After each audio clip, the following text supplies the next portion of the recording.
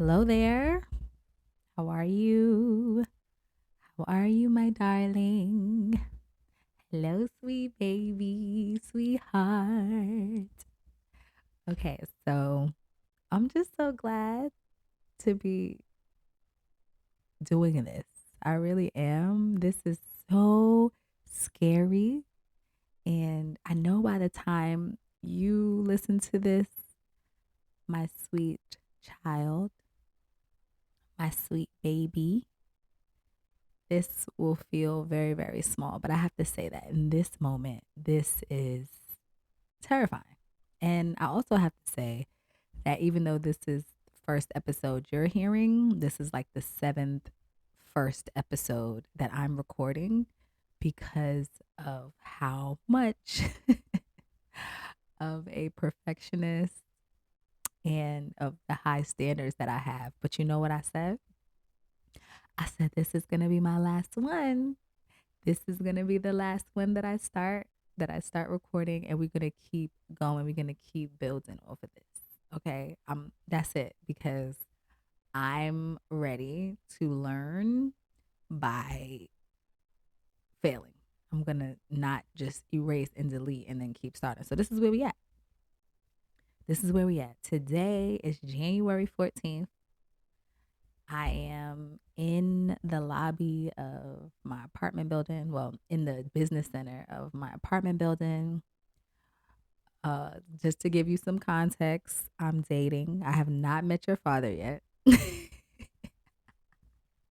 I've not met your father yet, but I'm getting really close because of what I'm experiencing. So obviously you gonna know who your poppy is, but I want you to know that when I started this podcast, by the time we get to you, I didn't know. I didn't know who he was. I didn't even have a boo. We wasn't. I'm right now. I'm single as a dollar bill. So I just think that that's cool. That I already know that I wound up with the love of my life, creating a baby, two babies of uh, just a perfect combination of us, and I get to talk to you even before I talked to him. Period. We ate. So the reason why it's been real difficult for me to just press go on an episode is because I have so many things I want to share with you. And I wanted to come on here and make it succinct. And I wanted to be something that you can play and listen to. And I just had so many high expectations. And I'm like, you know what? I'm just going to spend time with you. I'm going to spend time sharing what I know and just chatting. And if it makes sense, it makes sense. And if it doesn't, I'll use a different episode to come back and clean it up.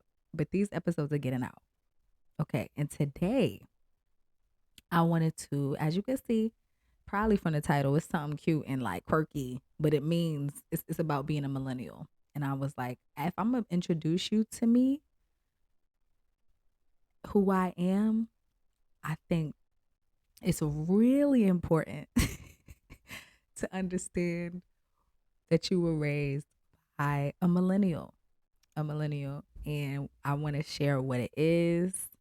I want to share why it matters and what I've learned. All of that, all of that. That's what I'm talking about. Like right now, being um, a millennial. So just sit back.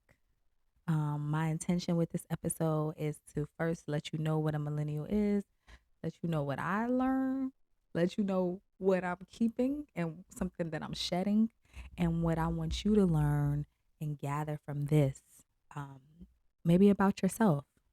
Then after that, we're going to play this game called 36 Questions to Make You Fall in Love. And I'm going to answer it. I'm going to answer it to you because I want you to fall in love with me because I already know I'm in love with you. Like I already know as soon. Well, I can just imagine. First of all, I know I'm gonna have a bomb pregnancy. I know you're gonna grow my hair. I already see it. I already feel it. I know you're gonna be so good for my soul, for my evolution, and all of that because I felt it already. So I just wanted to share this background with you and let you know who I really am before we develop our relationship and it's a little more skewed. That's the purpose. That's what I'm trying to do. Okay. Also, excuse the fact that I am working with a little bit of a cold. So if you hear me, clearing my throat and coughing and all of that, it's because mommy got a cold. Okay, so what is a millennial? Well, firstly, I want to talk about the generations and what it means to me.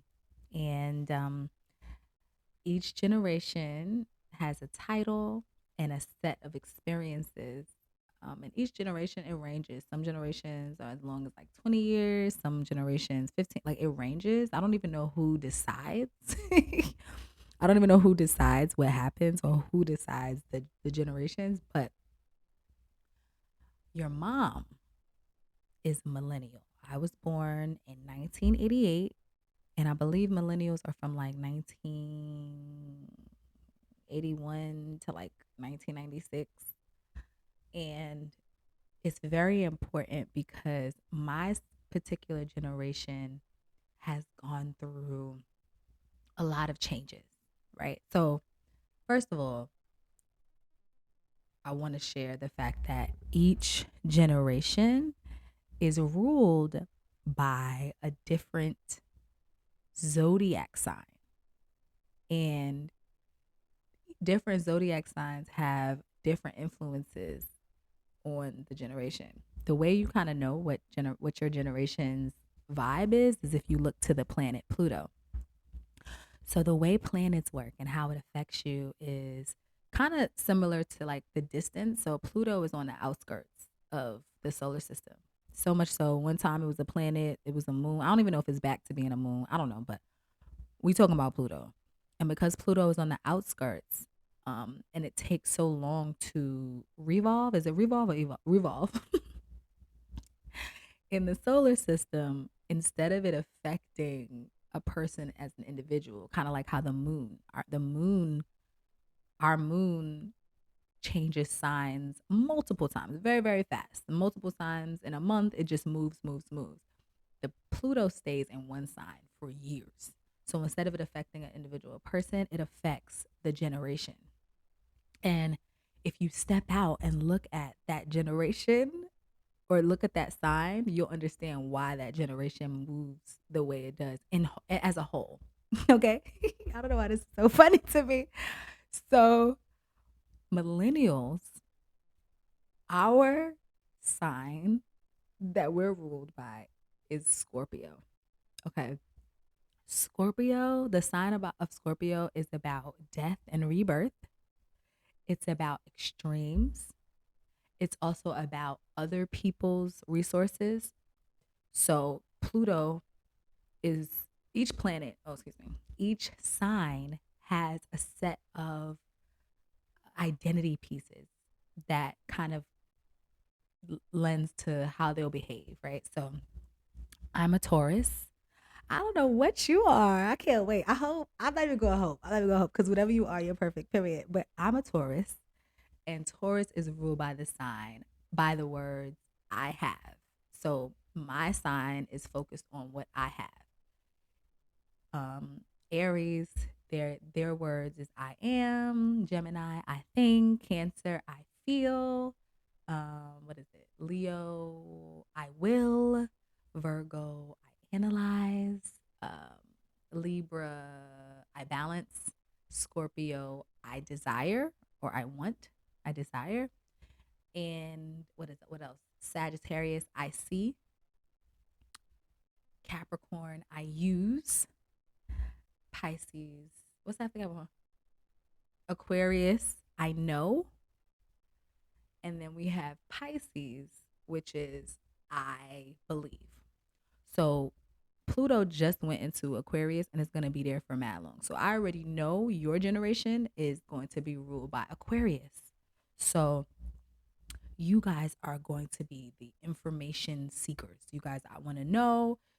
It's also the technological age. So it's giving AI, it's giving technology, it's giving the combination of what we know and how it can affect the collective. Like that's what your generation is focused on. Mommy's generation was focused on burning down what wasn't working and rebuilding. So my generation is into a lot of calling out. So you'll see, okay, so ways that you'll see and notice that. And I'm giving you this context so you can know how I came up. So if you need to check me on things, you'll be able to because you'll have context, right? So my generation is the birth of cancel culture. So basically, in my generation, it became okay for people to lose their jobs based off of what they were doing in their personal life. Now, that is new. That's new. That wasn't the case back in the day.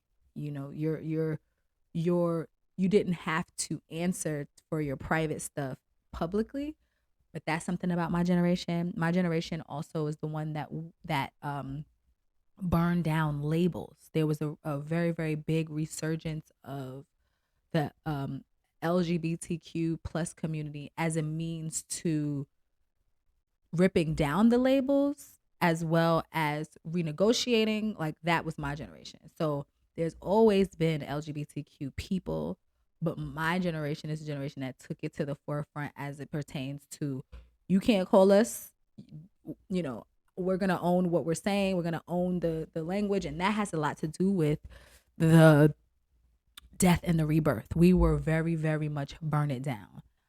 The other thing, that's how my generation works as it pertains to how um, we interact. But if we also look at the occurrences of millennials, it checks out with the extreme experiences. So when being that I was born in the 80s, I experienced the pre technological age. So before the internet, before Wi-Fi, before cellular phones, before um FaceTime, gadgets, I grew up in that. So everybody in my generation has experienced multiple uh rebirths. Right? So we we had to learn how to deal with social media. We had to learn you know how to interact with the internet. We had to learn how to say goodbye to the things that we knew, like Blockbuster video. We had to it went from CDs, DVDs to streaming to like my generation, mommy's generation has gone through so much in the scope of our lives. And right now I'm 35, 36. See, who knew? Don't even know. I'm 36.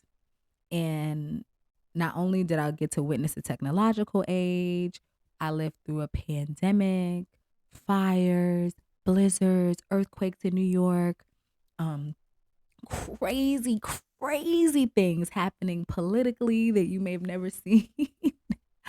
But also the other side of that is with that acceleration that my generation has, there's also never been as many new millionaires. There are a record breaking of new millionaires every day because my generation also burned down the constructs of having to work a 9 to 5 in order to experience wealth. And we didn't do that because we didn't do that because we was like, oh, we want to learn. We did that because that old system that was set up by the Virgo generation, the boomers, they had to depart. It had to burn down because we were no longer supported. We wound up taking out hundreds of thousands of dollars of loans with the hopes that we were going to get it back from the job market, and that structure and system was no longer relevant. It wasn't the same. So like your grandmother's generation, the boomers, they're ruled by the sign of Virgo. So that's why it was about systems. It was about structure. It was about you wake up, you go to school, you get a job. After that, you retire, you go, you get your little house and that's it.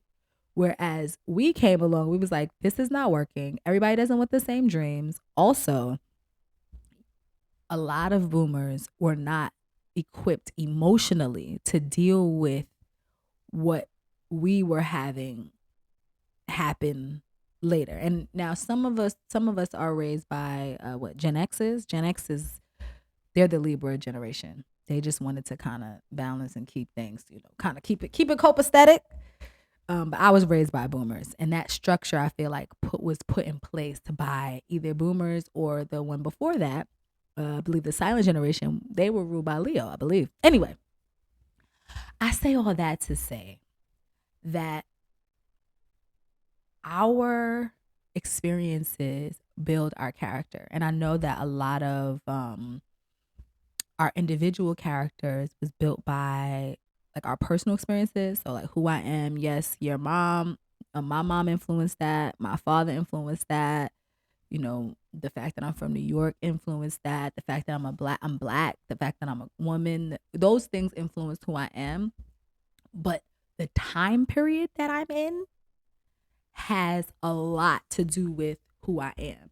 And so, firstly, I'll say that I think as a millennial, I have a simultaneous sensitivity and a simultaneous detachment to emotion. So, on one end, because we were really hyper focused on burning things down and what's not working, the the perspective that we have is always looking to protect ourselves. That's what I'll say. Millennials are boundary aware. We live for a boundary because it's about what y'all not gonna do. So sometimes when you're hyper focused on a boundary, it can really, really create it can guard expansion. It can have a very, very black or white experience. And because your mom is also a Taurus, because I'm also very, very strong minded, there may be some times where I can't see the colors of gray and white. And I just want to give you some context because that's where I came up. Millennials, it's a very all or nothing. It's a very one day we lit and we having fun, and the next day we under the couch. And I think that the other thing I want to say is this is an aside. This is to my millennials that's happen to be listening. We got to give ourselves grace. We got to give ourselves grace, and we have to also understand our power, because it is up to us to say, okay, that wasn't working in the past. You know, for example, a lot of millennials were raised to not have a voice. When you were a kid, you shut up until spoken to. That's something that I know affected how a lot of us are able to navigate in this world, because that means that from a young child, we were not, our voice wasn't uplifted. So when we grew up to be adults, we still was not comfortable sharing and standing in our voice. So there was a large learning curve. I believe that that's a a big reason as to why a lot of us are socially incapable. The other thing I'm gonna give you some tea on about, baby, is that we're the way that we want to burn things down, unfortunately, is by attuning to labels. So you'll have a lot of millennials trying to either not label themselves but categorize. So for example, a lot of people who call themselves introvert or extrovert, right? A lot of people's like, oh, I don't want to give you, I'm low key, I don't want to be outside. And sometimes it's because we haven't had practice. And for my generation, the fact that we went through a pandemic where we were not allowed to be social for 2 years, it had a huge ripple effect on our emotions, on our social abilities, on our confidence, on our ability to connect. And so the remnants of that is a lot of socially awkward, feelings. And when you feel socially awkward outside, then when you go back inside and you feel comfortable, now you feel like you an introvert. And it's like, no, you're not an introvert. You just forgot how to be outside, which is fine. But we should try to make sure that the labels that we take on are ones that support what our vision is. And I don't know how many visions can really be supported by isolating, especially when you're embodying that. So I do want to say, if you happen to see me holding on to a label or holding on to an identity, charge it to my millennial. Okay. You as generation what? Y'all should be beta, right? Generation beta. You as generation beta, call me out. Kindly though. Call me out with respect, because mommy may have a blind spot. There's a blind spot on it. Okay. So the question I wanted to ask is what have I learned from being a millennial? Now, I have learned resilience, flexibility, detachment, depth, sensitivity, humor, and finesse. The one thing that I agree that we had, like us as millennials, there's a level of humor. Our house is always going to be jokes. We're going to be laughing. It's a good time. And I think that's because everything is always high stakes with us. Everything is high stakes. Either something is burning, something is drowning, there's something happening all the time. That's the energy. So you might as well laugh through it. And I think that the resilience of being a millennial, knowing what's around is a gift. Absolutely a gift. The next question is, what am I keeping from my millennialness, and what am I leaving? What I'm keeping is, and what I hope to embody as your mom, is the awareness. There was a collective awareness that we got as millennials. And I don't know if it's because we hit the information age. We also love a shadow work. So a lot of us I've been to therapy, spoken to ancestors, research books. We are a dive deep undercover bunch. And being aware for me has made it so much easier for me to live happily, because I know what really matters. And what matters is knowing why you're here, doing the things that you need to do to align with why you're here, all the while having fun and having faith that God will support you as you keep moving.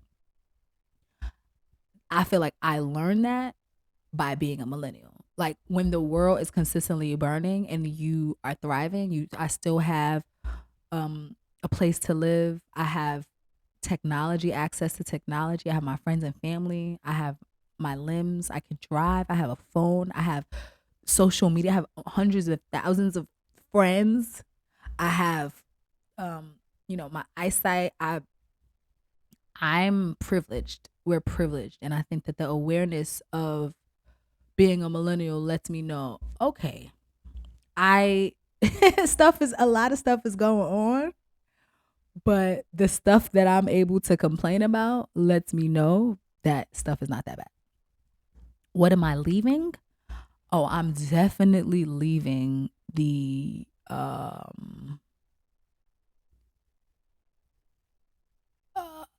I don't want to call it lack of accountability, but I will say that going back to the words that rule Scorpio, I desire, I want. There's a large focus on what other people are not doing and what we want to happen. And that's just how we are in millennials. So there'll be a conversation about something, for example, and you'd be like, well, the boss need to be doing this, or what they need to do is that, or, where they do it. And it's a lot of looking at who's responsible. And I think that once I realized that I'm the one that's responsible for my life, I understood what things I could control. And then as my capacity grows, my control is going to grow and my influence is going to grow. And I really fully believe that then I'll be able to manage all of the stuff that I won't. But I will definitely want to leave the lack of accountability that my generation has in the dust, child. Okay. And also thinking about socially and how the things have changed socially, I want to just have a moment of gratitude because we also as millennials got the chance to experience like club culture. And I think that your generation being knowing what the collective needs, I do think that your generation is hopefully going to find a way to have a resurgence of social activities because that's the other thing about a Scorpio. You know, a lot of our generation just by the default do be wanting to be in the house and to themselves. Hopefully, y'all will resurge the club culture because the partying, the dancing, the that movement is something that I'm just so grateful for. Your mama was in teen clubs at 13, partying every weekend. And that connection to the culture, to the music, to the dances, that ritual of getting dressed, going, checking out who's around, keeping up, that kept me connected to my community. And it also helped energetically. Dancing, moving your body regularly, it helps your body. It helps you to grow. It's actually important for your system. And I didn't even realize that I was doing that all the time. So I'm just grateful for our dance parties. I'm grateful for the millennial club experience as well as that information in my head because I can recreate it. Even when I go to the clubs out here, I'm dancing. I'm dancing because I know how that feels. I know what it's doing for my body and it's lit. So I just wanted to have a moment of gratitude for that. Okay, my thing is I just wanted to kind of like end this section of the episode around to what I want you to gather for me around being a millennial. I want to say that my generation is mad gutsy and ballsy. Like we saying burn down a structure, a lot of us are following our dreams, your mother included. I decided to choose to align myself with a career with a less than 1% success rate because it brings me joy. And because I know that if I sat in an office from 9 to 5 every day and I decided to say no to my calling, I would not be here today. I would either be in some sort of deep depressive state. My body would probably be bloated from lack of energy and that just kind of the force. There's a lot of people in my generation who have tricked themselves into believing that they don't have a choice, which is also interesting because if y'all think about it, the world be dying anyway. Everything is burning. Nothing matters. So do what. I want you to take with you that you can do whatever that you want. And also, your passions are the key to your happiness. It's not by chance. Some people will make you think that some people have a chance and some people don't. The people who've not succeeded is because you stopped. You stopped going. So I want you to take on the resilience and that persistence of your joy and that persistence to call you forward. Cause that's what's gonna make your dreams come true, boo. I mean, obviously, me and your daddy's gonna support you. You already gonna have a level up. Obviously, it's lit. You're gonna be born into wealth, duh. But that's not, the only thing. Whatever your heart desires, whatever your purpose is to come through, follow that. Do not fall for the traps of reality. do not fall for the traps of quote unquote love. We're gonna have to get that. We're gonna have to get to that episode. We're gonna have to get, but I don't know. But if anybody, if you, this is personal. This is personal. I want you to know that your dreams are actually what matters. And that's a very millennial thing. And I want you to keep that thing because mommy's going to be here to support you. Okay. Look, we made it to almost the end. Okay. So my next, the next thing that we're going to do to close off the episode.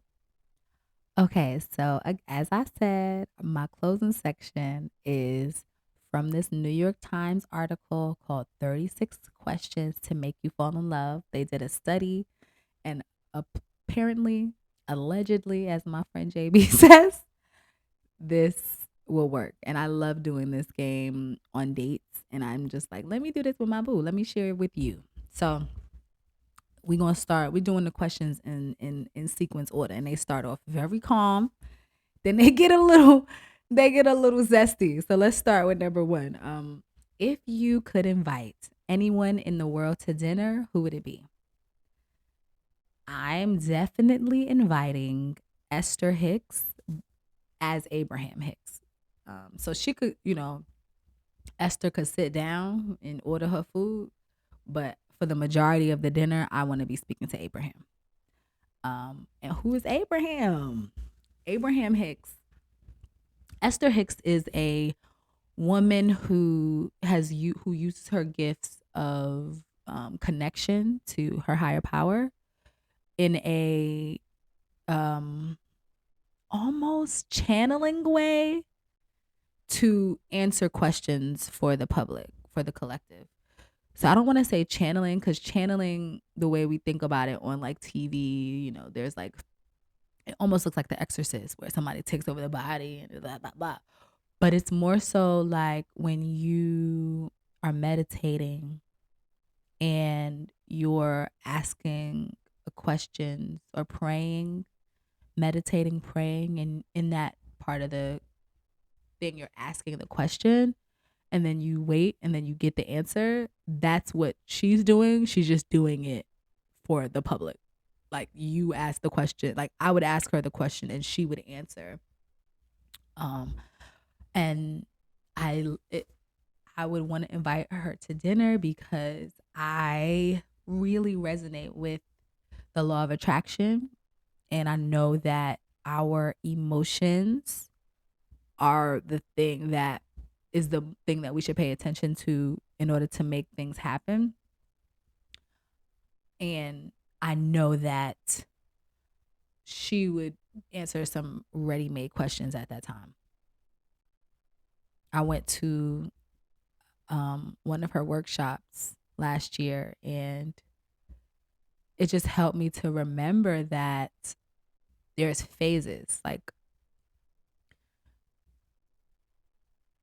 there's always going to be something we want more.